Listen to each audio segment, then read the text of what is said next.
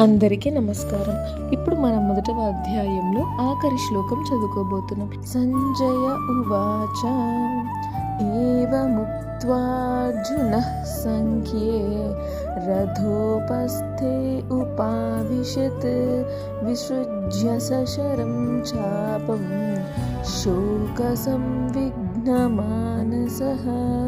అంటే సంజయుడు ఇలా పలికిన, యుద్ధరంగంలో ఈ విధంగా పలికిన తరువాత దుఃఖముచే కలత చెందిన మనస్సు గల అర్జునుడు తన శరములతో కూడిన ధనస్సును అంటే గాంధీవాన్ని పక్కన పెట్టి రథంపై కూర్చున్నారు.